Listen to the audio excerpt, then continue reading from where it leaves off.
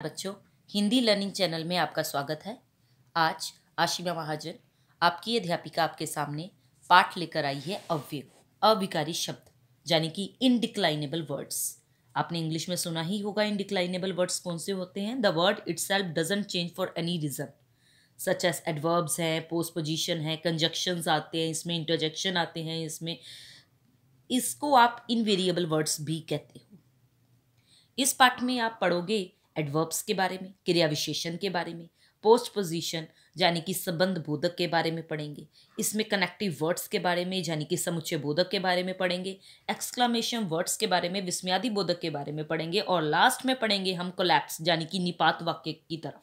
ठीक है स्टूडेंट्स, इस वीडियो में आपको वर्कशीट भी मिलेंगी और जिनके स्कूल में प्राची अधिगम की बुक लगी हुई है उनकी बुक एक्सरसाइज भी सॉल्व करके इस वीडियो में आपको दे दी है।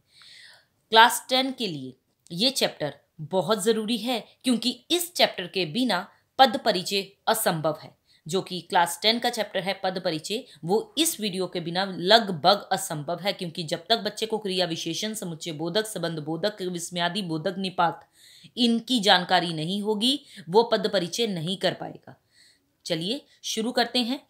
वैसे तो ये हर क्लास के लिए है और हर कॉम्पिटिटिव एग्जाम के लिए है। चलिए वीडियो शुरू करते हैं बिना टाइम वेस्ट किए। तो सबसे पहले बच्चों आपको बता दिया जाए अविकारी शब्द होते क्या हैं। आपको पता है विकारी शब्द कौन से होते हैं? संज्ञा, सर्वनाम, विशेषण। क्योंकि इसमें लिंग वचन कारक के अनुसार चेंजेस आ जाते हैं। लेकिन क्योंकि अविकारी शब्द की बात करनी है तो वो शब्द वो होते हैं जिनमें लिंग वचन कारक के कारण चेंजेस नहीं आते हैं। जैसे मैं बोलूं यहाँ, मैं बोलूं कब, मैं बोलूं और, तो यहाँ, कब, और ऐसे वर्ड्स बोलने पर ना तो लिंग बदलना है, पुल्लिंग स्त्रीलिंग कुछ नहीं, यहाँ का कब का कुछ नहीं, और वर्ड लगा दूं चाहे सेंटेंस में तो उसमें भी कोई चेंजेस नहीं आने। तो ये होते हैं indeclinable words including gender, male with no change in terms of time such as here, when, यानी कि यहाँ, कब आदि वगैरह लिखने पर कोई चेंज नहीं आता। ये वर्ड्स हैं हमारे अविकारी शब्द। चलिए आगे बढ़ते हैं। सबसे पहले अविकारी शब्द होते कितने प्रकार के हैं? तो स्टूडेंट्स ये 5 प्रकार के होते हैं। ये आप ध्यान रख लीजिएगा कि 5 तरह के अविकारी शब्द हैं। पहला है क्रिया विशेषण, दूसरा है संबंध बोधक, तीसरा है समुच्चय बोधक, चौथा है विस्मयादि बोधक और 5वां है निपात। चलिए सबसे पहले बात करेंगे क्रिया विशेषण क्या होता है। तो जैसे कि नाम से ही आपको क्लियर है क्रिया विशेषण क्या है। जो शब्द क्रिया की विशेषता बताते हैं उन्हें क्रिया विशेषण कहते हैं। क्रिया विशेषण के भी आगे पार्ट्स हैं, 4 भाग हैं इसके क्रिया विशेषण के। कौन कौन से? तो सबसे पहले हम क्रिया विशेषण का पार्ट पढ़ेंगे रीतिवाचक, स्थानवाचक, कालवाचक, देन परिमाणवाचक। जी हाँ, तो कालवाचक। आगे बढ़ते हैं। कालवाचक क्रिया विशेषण कौन सा होता है जिसको आप इंग्लिश में एडवर्ब ऑफ टाइम कहते हैं। एडवर्ब ऑफ टाइम यानी कि कालवाचक क्रिया विशेषण जो क्रिया विशेषण क्रिया के होने का समय बताते हैं। अब काल से आपको क्लियर है, टाइम मतलब समय। तो जो क्रिया विशेषण किसी भी वर्ब, किसी भी क्रिया, कोई भी काम हो रहा है उसका समय बताएगा वो कालवाचक क्रिया विशेषण में आ जाएगा। जैसे मैं बोलूं पहरेदार कभी कभी आता है, तो कभी कभी वर्ड यहाँ पर क्या हो गया? कभी कभी मतलब कालवाचक क्रिया विशेषण। तो आप इसे अंडरलाइन कर देंगे कभी कभी को, क्योंकि क्रिया विशेषण का भेद है ये। लेकिन कौन सा भेद है सामने लिख देंगे, कालवाचक क्रिया विशेषण। इसी तरह मैंने आपको क्वेश्चन भी पूछे हैं प्रैक्टिस सेट में। मालविका हमेशा अपने विचारों में खोई रहती है। अब हमेशा यानी कि यहाँ पर तरीका बता दिया, हमेशा खोई रहती है अपने ख्यालों में, कोई टाइम नहीं है पर्टिकुलर यहाँ पर, लेकिन हमेशा अपने विचारों में खोई रहती है। आगे बढ़े। कालवाचक क्रिया विशेषण के मुख्य उदाहरण देख लीजिए बच्चों। प्रातः, प्रतिदिन, आज, दिन भर, सदैव, परसों। तो बहुत सारे एग्जाम्पल्स मैंने यहाँ पर लिख दिए हैं। जो कुछ आपकी बुक्स में नहीं है वो मैंने इस वीडियो में आपको प्रोवाइड किया है। बाकी जो मेनली होते ही हैं उदाहरण वो सबकी बुक्स में मिल जाते हैं, लेकिन ये वो उदाहरण है जो आपको हर एक बुक में नहीं मिलेंगे, इसलिए मैंने आपको ये अलग से लिखकर दे दिए हैं। चलिए आगे बढ़े। रीतिवाचक क्रिया विशेषण यानी कि एडवर्ब ऑफ मैनर, आपके काम करने के तरीके के बारे में। जिन शब्दों से क्रिया के होने का ढंग पता चले, क्रिया कोई भी काम हो रहा है उसका तरीका पता चले, उसकी विधि का पता चले, उसे कहते हैं रीतिवाचक क्रिया विशेषण। जैसे मैं कहूँ रोहन कक्षा में मजे से सो रहा है, तो यहाँ पर मजे से क्या हो गया? एक कार्य करने का ढंग है, सोने का एक ढंग बताया जा रहा है। तो वो जो ढंग है, तरीका है, वो किसके अंतर्गत आता है? रीतिवाचक क्रिया विशेषण। तो रीतिवाचक क्रिया विशेषण के भी मैंने बहुत सारे उदाहरण दे दिए नीचे कि किस किस तरीके के एग्जाम्पल्स आपको पूछे जा सकते हैं। उसमें वर्ड एक लग जाएगा ये, और आपको सिर्फ उस वर्ड को अंडरलाइन करके बताना है कि ये रीतिवाचक क्रिया विशेषण है। जैसे परिश्रम पूर्वक, ध्यान पूर्वक, सावधानी से, चुपके चुपके, मतलब कहीं भी वर्ड में आपको तरीका पता चल जाए तो वो क्या हो जाएगा? रीतिवाचक क्रिया विशेषण। चलिए आगे बढ़े। स्थानवाचक क्रिया विशेषण बिल्कुल एडवर्ब ऑफ प्लेस, यानी कि अब आपको स्थान का पता चलेगा कि जो वर्ब हो रही है वो किस स्थान पे हो रही है। जिन शब्दों से क्रिया के होने के स्थान या दिशा का बोध हो, वो होता है आपका स्थानवाचक क्रिया विशेषण। कैसे? हम उधर नहीं जाएंगे, मतलब उस डायरेक्शन में हम नहीं जाएंगे, तो हमें दिशा पता चल रही है, यानी कि स्थानवाचक क्रिया विशेषण में आ जाएगा। जब मैं कहूं चिड़िया ऊपर उड़ रही है, तो ऊपर, नीचे, ये सब किसके अंतर्गत आ जाएंगे? ये स्थानवाचक, क्योंकि हमें स्थान बताया गया है। ये कुछ एग्जाम्पल्स मैंने दे दिए हैं अलग से, अंदर है, एक और है, उस और है, सामने है, इस तरह के बहुत सारे एग्जाम्पल्स आप पढ़ लीजिएगा। चलिए आगे बढ़े। परिमाणवाचक क्रिया विशेषण यानी कि एडवर्ब ऑफ क्वांटिटी। अब हमें मात्रा का पता चलना है, यानी कि जिन शब्दों से क्रिया की मात्रा, क्रिया के मापतोल की जानकारी मिले उसे परिमाणवाचक क्रिया विशेषण कहेंगे। जैसे मैं क्लास में आपको बोलूं अधिक मत बोलो, तो यहाँ पर अधिक जो है वो रीतिवाचक कहने का ढंग थोड़ी बता रहा है। यहाँ पर उसने क्या कहा? अधिक मत बोलो, यानी कि यहाँ पर नापतोल का पता चल रहा है कि कम बोलो क्लास में, ज्यादा मत बोलो। बच्चा बहुत रो रहा है, अब बहुत में कोई क्वांटिटी मेजर करके नहीं दी है कि कितना रो रहा है, या उसके आंसुओं को गिना नहीं है हमने, तो वो किस में आ जाएगा? एडवर्ब ऑफ क्वांटिटी में। चलिए आगे बढ़े। परिमाणवाचक क्रिया विशेषण के अन्य उदाहरण मैंने आपको ये दे दिए हैं। कोई भी वर्ड एक लिखकर आपको आ जाएगा इस एग्जाम्पल में से, तो आपको पहचान लेना है कि ये परिमाणवाचक है। जैसे कुछ अलग से एग्जाम्पल हैं, तनिक, अल्प, पर्याप्त, खूब, उतना। तो ये सारे जो वर्ड्स हैं इन्हें याद कर लीजिएगा। नेक्स्ट, संबंध बोधक अव्यय। जी हाँ, अब बात करने जा रहे हैं हम प्रेपोजिशन। अभी तक हमने बात की स्टूडेंट्स एडवर्ब के बारे में, अब हम बात करेंगे प्रेपोजिशन। तो प्रेपोजिशन भी आपने इंग्लिश में पढ़ी ही है कि preposition is a word, always a very small, very common word that show direction, location, time, और दैट इंट्रोड्यूसेस एन ऑब्जेक्ट। यानी कि टिपिकली जो प्रेपोजिशंस हैं that are followed by an object, object which can be noun, which can be pronoun also. Okay, जैसे आपके English में eight लगा देते हैं, बाय लगा देते हैं, फॉर लगा देते हैं, फ्रॉम लगा देते हैं, तो ये सब प्रेपोजिशंस होती हैं। और प्रेपोजिशन अलग तरह की होती है, अनटिल लगाते हैं, अंडर लगाते हैं, अपॉन लगाते हैं, विद इन लगाते हैं। तो बहुत सारे ऐसे प्रेपोजिशन हमने हिंदी में भी कवर किए हैं। चलिए, वे अविकारी शब्द जो संज्ञा या सर्वनाम शब्दों के साथ प्रयुक्त होकर उनका संबंध वाक्य के अन्य शब्दों के साथ प्रकट करते हैं। बिल्कुल आपको मैंने क्लियर कर दिया इंग्लिश बोल के भी और हिंदी बोलकर भी कि जो संबंध बोधक होते हैं वे वो अविकारी शब्द होते हैं, वो ना चेंज होने वाले वर्ड्स हैं जो संज्ञा और सर्वनाम शब्दों के साथ यूज होकर उनका संबंध वाक्य के अन्य शब्दों के साथ प्रकट करते हैं।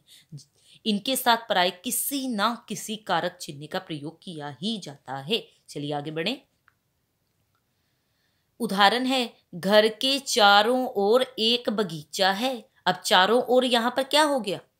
जो चारों ओर है, अब यहां पर किसका उदाहरण हो गया?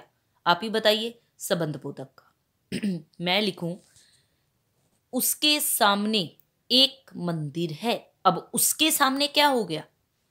ये भी एक उदाहरण हो गया आपका, यानी कि एक पैराग्राफ मैंने अनुच्छेद लिखकर दे दिया है। घर के चारों ओर एक बगीचा है, उसके सामने एक मंदिर है। माताजी प्रतिदिन दादी माँ के साथ मंदिर जाती हैं। घंटियों की आवाज से वहां के आसपास का वातावरण पवित्र हो उठता है। पैर स्वयं मंदिर की ओर चल पड़ते हैं। तो इस अनुच्छेद में के चारों ओर, के सामने, के साथ कहां लिखा है? दादी माँ के साथ, तो के साथ। फिर आगे है आसपास का वातावरण, के आसपास। उसके बाद पवित्र हो उठता है, पैर स्वयं मंदिर की ओर, की ओर, ये भी वर्ड। तो ये वर्ड्स होते हैं आपके संबंध बोधक शब्द, संबंध बोधक अव्यय, यानी कि इनको आप क्या कहेंगे? संबंध बोधक, कंजक्शन कह सकते हैं इनको हम एक तरीके से। चलिए आगे बढ़ेंगे। संबंध बोधक के भेद कितने हैं स्टूडेंट्स? तो संबंध बोधक जो है वो कम से कम 9-10 तरीके का होता है। तो आप देखिए, सबसे पहले संबंध बोधक का भेद है समतावाचक, जिसमें हमें समानता बतानी है। समानता में क्या होता है? हम कंपैरिजन करते हैं। जब दो चीजों का कंपैरिजन किया जाता है तो वहां पर लिखा जाता है के समान, की भांति, के तुल्य, के बराबर। तो इस तरह के वर्ड संबंध बोधक में आते हैं। विरोधवाचक, विरोधवाचक में विरोध प्रकट करना है, यानी कि के खिलाफ, के प्रतिकूल, के उल्टा, के विपरीत। तो ये विरोधवाचक में आ गया।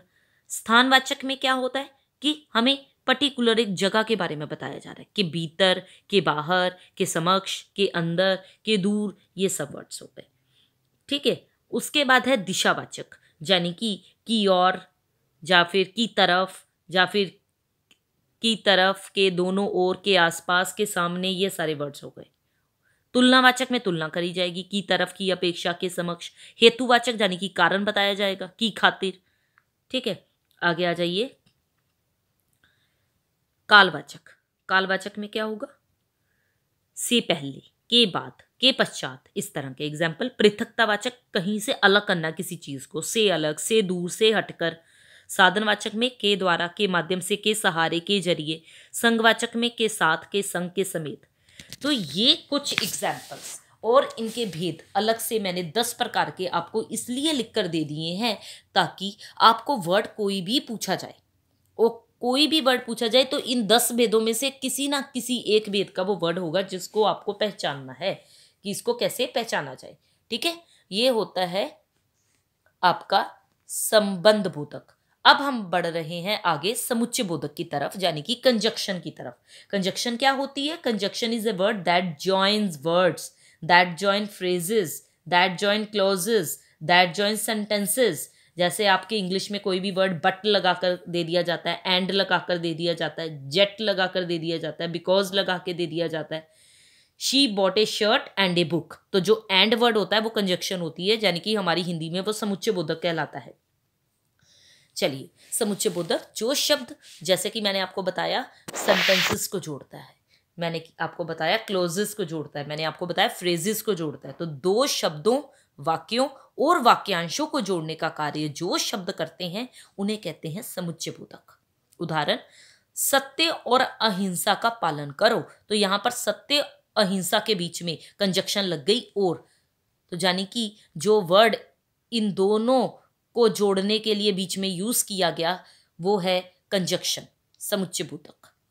इसी तरह और भी एग्जाम्पल आएंगे जो फिलिंग इन द ब्लैंक की तरह आपको दे दिए जाएंगे, लेकिन आपको कंजक्शन वर्ड्स लगाने हैं वहां पर। माता जी ने आज खाना नहीं बनाया क्योंकि सभी का उपवास है। तो क्योंकि यहां पर क्या हो गया? कंजक्शन हो गई। लगातार चलते रहो जिससे मंजिल तक पहुंच सको। तो जिससे क्या हो गया? बीच में कंजक्शन वर्ड लग गई। जल्दी से गृह कार्य कर लो ताकि शाम को खेल सको। तो ताकि क्या हो गया? समुच्चय बोधक। गणित पढ़ो या समाजशास्त्र, तुम्हारी इच्छा है। तो यहां क्या हो गया? इसमें समुच्चय बोधक, कंजक्शन। अब कंजक्शन भी टाइप्स कितनी होती हैं? कंजक्शन दो तरह का होता है स्टूडेंट्स, एक होता है समानाधिकरण, एक होता है व्यधिकरण। समानाधिकरण समुच्चय बोधक, जो समुच्चय बोधक शब्द दो या दो से अधिक समान पदों, उपवाक्य या वाक्यों को जोड़ते हैं उन्हें कहते हैं समानाधिकरण समुच्चय बोधक। कैसे? दो या दो से अधिक समान पदों, वाक्यों या उपवाक्यों, या लगा दिया बीच में, ना लगा दिया बीच में, बल्कि लगा दिया बीच में, लेकिन लगा दिया। ये एग्जाम्पल जब आप पढ़ेंगे तो आपको क्लियर हो जाएगा। ये तो कुछ वर्ड्स दे दिए मैंने। आगे बढ़ते हैं कि समानाधिकरण समुच्चय बोधक भी 4 रूपों में प्रयोग किया जाता है। सबऑर्डिनेट कंजक्शन, जिसे आप संयोजक कहते हो। सबऑर्डिनेट कंजक्शन क्या होती है? These conjunction join dependent clauses to independent clauses, यानी कि दो शब्दों, दो वाक्यों को जोड़ने वाला, और, तथा, एवं, योग, जो कि, ये सारे वर्ड्स जो हैं ये संयोजक यानी कि बीच में सबऑर्डिनेट कंजक्शन जोड़ रहे हैं। विकल्पक, विकल्पक यानी कि आपका क्या हो गया कि दो शब्दों या दो वाक्यों में विकल्प बताना। विकल्प कैसे बताएंगे? कि तुम ये खा लो चाहे ये खा लो, आप कॉफी पिएंगे अथवा चाय। विरोध दर्शक, विरोध दर्शक कैसे हो जाता है? जैसे दो वाक्यों में विरोध बताना। फिर भी, किंतु, मगर, मैंने पूरी कोशिश की किंतु बेकार गई। तो ये हो गया आपका विरोधदर्शक। परिमाण दर्शक कैसे हो जाएगा कि परिमाण बताना दो वाक्यों में, कारण बताना, इसलिए मैं ये काम नहीं कर सका, इस कारण नहीं हो पाया, कि जैसे परीक्षण करो अन्यथा अच्छे अंक नहीं आएंगे। तो ये हो गए 4 तरीके आपके समानाधिकरण समुच्चय बोधक के। अब बात आती है व्यधिकरण समुच्चय बोधक। व्यधिकरण समुच्चय बोधक कौन सा होता है? आपने मिश्र वाक्य वैसे तो आगे अभी करोगे आप, लेकिन मैं आपको पहले ही बता दूं कि सरल वाक्य होता है जो नॉर्मल लिखी होती है। संयुक्त वाक्य कैसा होता है? जिसमें ऐसे कंजक्शन वर्ड लगे होते हैं। अब आता है मिश्र वाक्य, जब तक एक लाइन जो है दूसरी लाइन के बिना इनकम्प्लीट सी रहती है। यानी कि मिश्र वाक्य में एक प्रधान उपवाक्य होता है और शेष उस पर आश्रित उपवाक्य होते हैं। उपवाक्य को, जो आश्रित उपवाक्य डिपेंडेंट जो वाक्य होता है, उसको प्रधान उपवाक्य से जोड़ने वाले जो अव्यय हैं उन्हीं को व्यधिकरण समुच्चय बोधक कहते हैं। जैसे आपने पढ़ाई नहीं की क्योंकि आप बीमार थे, तो जो क्योंकि वर्ड लग गया वो व्यधिकरण समुच्चय बोधक का एग्जाम्पल है। यदि तुम आज समय पर नहीं आए तो तुम्हारे अंक काट लिए जाएंगे, तो यदि वर्ड लग गया। और यदि तुम आज समय पर नहीं आए उसके बिना दूसरी लाइन अधूरी है तो तुम्हारे अंक काट लिए जाएंगे। जहां तो तुम्हारे अंक काट लिए जाएंगे उसके बिना पहली लाइन अधूरी है। तो मिश्र वाक्य में एक प्रधान उपवाक्य होता है, यानी कि मेन जो वाक्य होता है, मेन सेंटेंस, उस पर शेष आश्रित उपवाक्य होते हैं। उनको जोड़ने वाले जो अव्यय हैं वो व्यधिकरण समुच्चय बोधक में आते हैं। और ये भी 4 रूपों में प्रयोग किए जाते हैं। सबसे पहले संकेत बोधक, इशारा करने की तरफ। कैसे? किसी कार्य के पूरे होने का संकेत देना हो कि यदि मेहनत करोगे तो अवश्य फल मिलेगा। हेतु बोधक, कारण हो किसी का, कार्य का कारण बताना कि उसका टीम में चयन हो जाए इसलिए वह बहुत अच्छा अभ्यास कर रहा है, तो ये कारण बता दिया। उद्देश्य बोधक, कि काम को किए जाने का उद्देश्य बताना, जैसे वह गृह कार्य जल्दी जल्दी पूरा कर रहा है जिससे खेलने जा सके, तो ये उद्देश्य बोधक हो गया।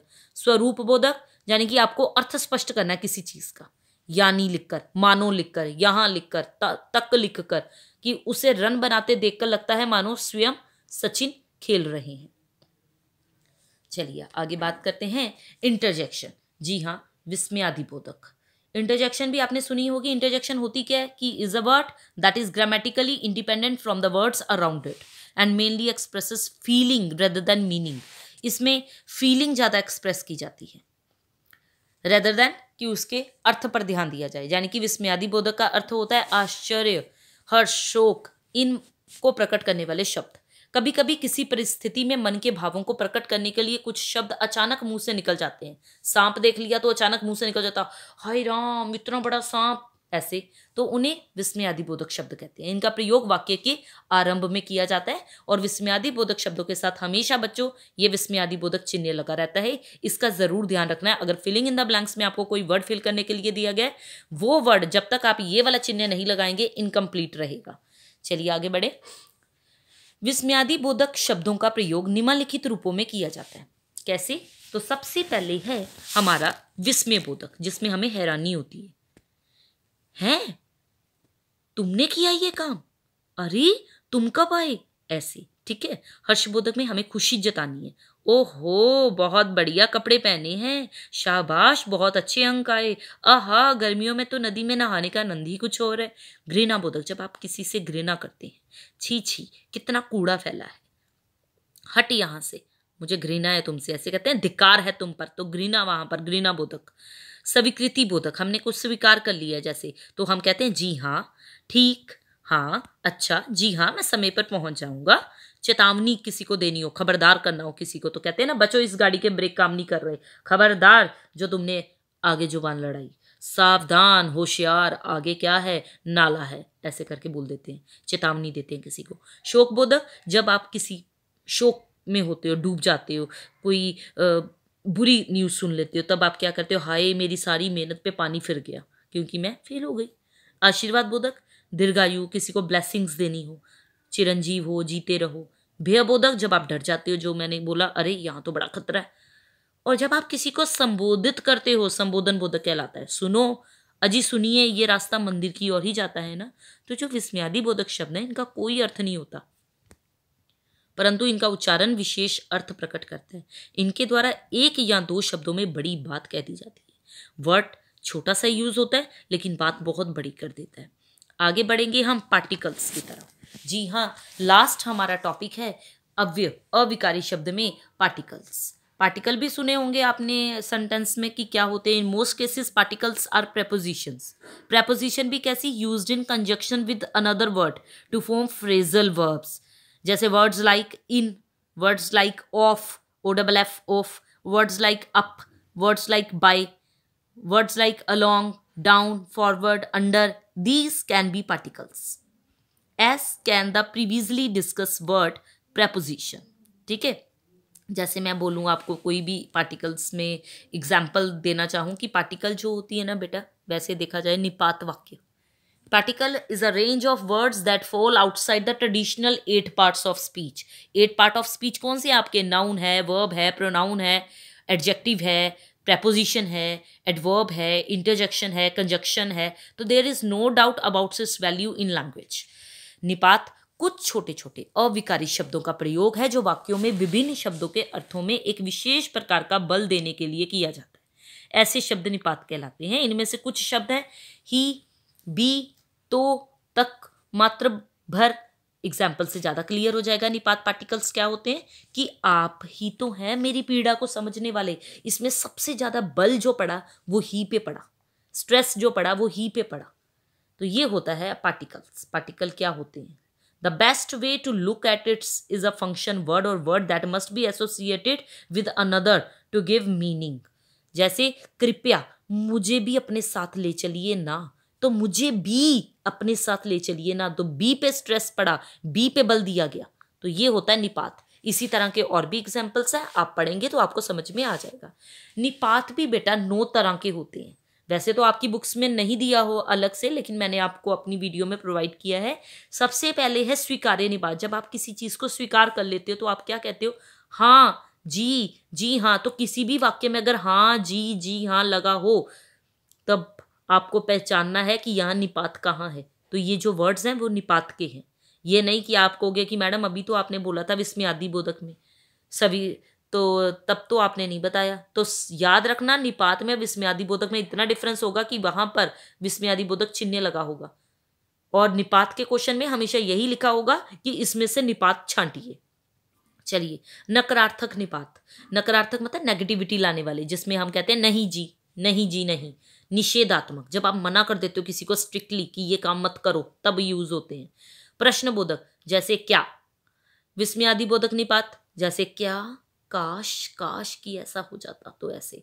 बलदायक, बल देने वाले, तो, ही, तक, पर, सिर्फ, केवल, ये सारे वर्ड्स। तुलना बोधक, जब कंपैरिजन करते हो। अच्छा, आपके वर्कशीट्स में कोई भी क्वेश्चन ऐसा आ जाए कि निपात वाक्य लगाना है तो सा वर्ड भी लग जाता है कि तुम सा मित्र मैंने नहीं देखा, तुम सी बहन मैंने नहीं देखी, तो सा सी लग जाए तब भी निपात ही है। तुलना बोधक निपात है वो। अवधारणा बोधक, जैसे ठीक है, लगभग, करीब, तकरीबन। आदर बोधक, जब रिस्पेक्ट देते हो किसी को, जी। तो ये है निपात के प्रकार।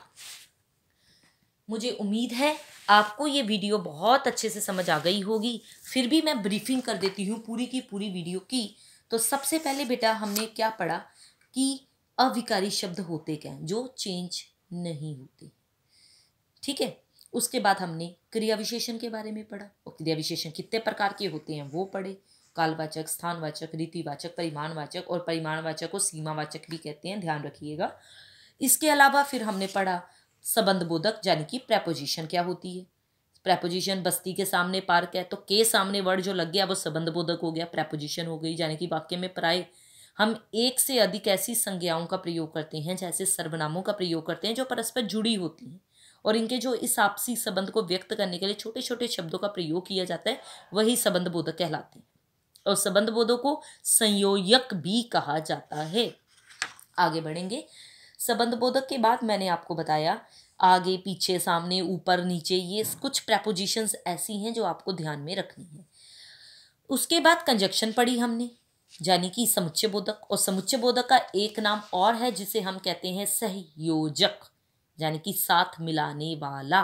तो सहयोजक ऐसे शब्द होते हैं जो शब्दों, वाक्यांशों, वाक्यों को परस्पर मिलाते हैं। कैसे? कुछ कहने एवं कर दिखाने में अंतर है। अब एवं वर्ड क्या हो गया आपका? वाक्यांश हो गया ना, दो वाक्यांशों को जोड़ा एवं ने। मैं बोलूं वरुण और गौरव परम मित्र हैं, तो शब्दों का सहयोग किया आपने, वाक्यांशों का सहयोग किया। जहां मैं कहूं वाक्यों का सहयोग कर दो, कैसे? घंटी बज गई, एक वाक्य हो गया। तथा सब घर चले गए, दूसरा वाक्य हो गया। बीच में जोड़ा किसने? तथा ने, तो तथा क्या हो गया? कंजक्शन हो गया। सहयोजक यानी कि समुच्चय बोधक। कुछ अन्य उदाहरण देख लीजिए। आज रविवार है इसलिए पटरी बाजार लगा है, तो इसलिए जो बीच में जुड़ गया वो समुच्चय बोधक है। जब अपितु वर्ड जुड़ जाएगा, बच्चे को फटकार नहीं अपितु प्यार चाहिए, तो अपितु वर्ड जो है वो समुच्चय बोधक है, कंजक्शन। ठीक है, इस तरह के बहुत सारे एग्जाम्पल इस वीडियो में मैंने आपको दे दिए हैं कि कोऑर्डिनेट कंजक्शन कौन सी होती है, समानाधिकरण समुच्चय बोधक कौन सा होता है, सबऑर्डिनेट कंजक्शन कौन सी होती है, व्यधिकरण समुच्चय बोधक कौन सा है। इसके अलावा मैंने आपको बताया विस्मयादि बोधक यानी कि इंटरजेक्शन, एक्सक्लामेशन जिसे आप बोलते हैं। इंटरजेक्शन तो उद्गार बोधक होता है और एक्सक्लामेशन यानी कि विस्मयादि बोधक। तो आपको पता ही है विस्मयादि बोधक क्या होते हैं कि कई बार हम बोलते बोलते भावुक हो जाते हैं और किसी ना किसी उद्गार के अधीन विवश होकर कुछ शब्द उच्च स्वर में बोल देते हैं। अब आप बच्चे बोलेंगे उद्गार क्या वर्ड होता है, तो उद्गार होता है फीलिंग। उद्गार बोधक वर्ड्स कहते हैं इनको, विस्मयादि बोधक शब्द कहते हैं इन्हें, कि किसी ना किसी फीलिंग के अधीन हम मजबूर हो जाते हैं और ऊंचे स्वर में कुछ बोल जाते हैं, जैसे कि बिग बॉस में आजकल होता है। तो ये शब्द उस विशेष उद्गार को प्रकट करते हैं जिसके वश में होकर वो बोले जाते हैं। इसी कारण ऐसे शब्दों को उद्गार बोधक शब्द कहा जाता है। उद्गार बोधक शब्द बेटा वो होता है जो किसी प्रबल उद्गार के अधीन विवशता में चिल्लाकर बोला जाए, जैसे कि आप बिग बॉस में देख रहे हैं आजकल सोनाली जी बोल रही हैं उद्गार बोधक शब्द, जहाँ वो राखी सावंत बोल रही है, तो ये उद्गार बोधक शब्द होते हैं। एक्सक्लेमेशन मार्क्स भी इनमें यूज किया जा सकता है इन वर्ड्स में, यहाँ पर क्रोध आ जाए, घृणा आ जाए, किसी से चेतावनी देनी हो किसी को। तो उसके बाद आपने पढ़ा पार्टिकल्स के बारे में, यानी कि निपात वाक्य। निपात आपको पता ही है, वो छोटे छोटे शब्द होते हैं जो शब्दों पे बल देने के लिए प्रयोग किए जाते हैं। बाकी अभ्यास कार्य के लिए मैंने प्रैक्टिस सेट दे दिए हैं, इनको अच्छे से देखिए, अच्छे से प्रैक्टिस कीजिए। आंसर तो मिल ही जाएंगे वीडियो में, बट थोड़ा सा अपना दिमाग लगाइए कि कहाँ संबंध बोधक है, कहाँ समुच्चय बोधक है, कहाँ पर विस्मयादि बोधक है, इसकी पहचान क्या है, इसके भेद कितने हैं। इन सारी चीज़ों को ध्यान से पढ़िए, समझिए। हो सके तो कमेंट बॉक्स में ज़रूर आंसर दीजिए आपको वीडियो कैसा लगा।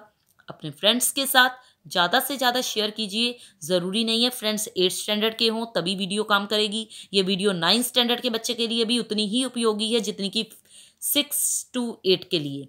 9 को छोड़िए, ये 10th स्टैंडर्ड के लिए भी उतनी ही पावरफुल रहेगी। आप मेरी इस वीडियो को लाइक ज़रूर कीजिएगा, शेयर कीजिएगा दोस्तों के साथ, चैनल को सब्सक्राइब करना बिल्कुल मत भूलिएगा। जल्दी मिलते हैं आपको नई वीडियो के साथ। Till then, goodbye students.